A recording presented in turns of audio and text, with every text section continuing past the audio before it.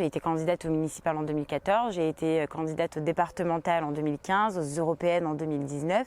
Et malgré ça, cette année, en 2022, je pense que je voterai blanc au premier tour. Aujourd'hui, pour moi, aucun candidat à la présidentielle ne représente et n'est à même, selon moi, de venir à bout des urgences qui, moi, me préoccupent. Et essayer, du coup, de m'engager aussi en politique pour pouvoir être élue et véritablement participer là où les choses se font. Et en fait, je me suis rendu compte qu'il fallait réfléchir à la chose démocratique bien plus en amont, au moment du vote notamment. Il y a 2 dispositifs, moi, qui ont commencé à m'interpeller de plus en plus.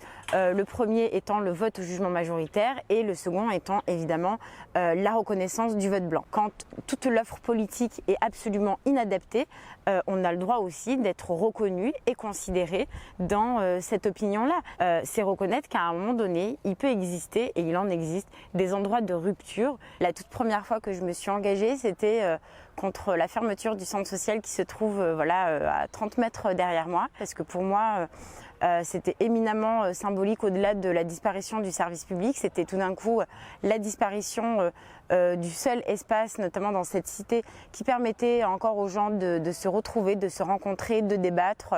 Je suis née en Algérie, un pays où il y a un parti unique, le FLN, et où le multipartisme n'existe pas. Et je crois que c'est effectivement une chance de vivre en France, mais que quand on est relégué, encore une fois, en tant que primo-arrivant, à des quartiers et des endroits où on a vidé la substance démocratique volontairement pour empêcher justement que des voix trop fortes s'élèvent contre les vrais sujets, le mal logement, le chômage, la précarité, l'exclusion sociale, le décrochage scolaire, l'absence de services publics.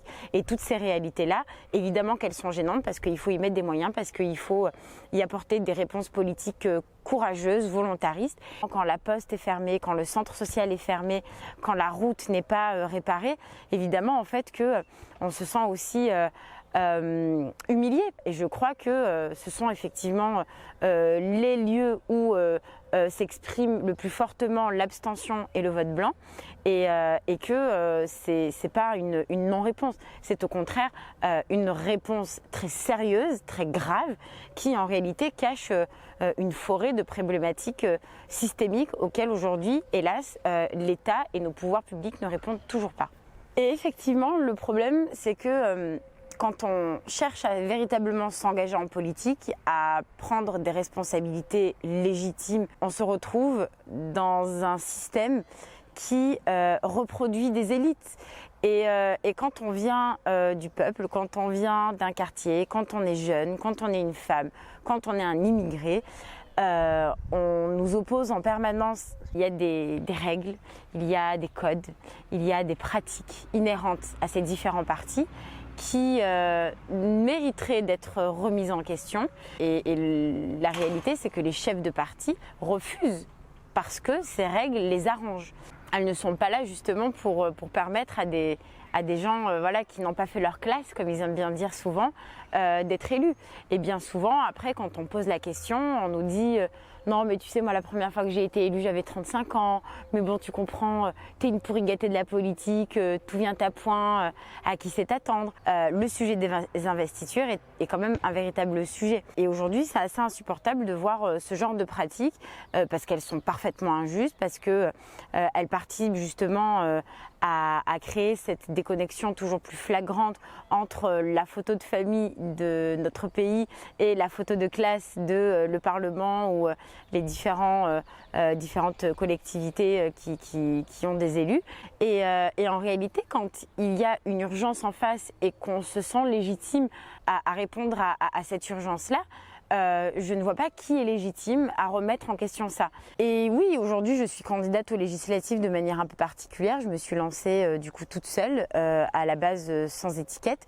Donc mon idée, c'est essayer de rassembler le plus de forces possible qui comprennent le message que je veux porter, qui parlent justement de l'insalubrité, qui parlent du plafond de verre, qui parlent des discriminations, qui parlent des inégalités. Ce que je veux faire entendre, c'est que tout ce qui se fait sans nous se fait contre nous.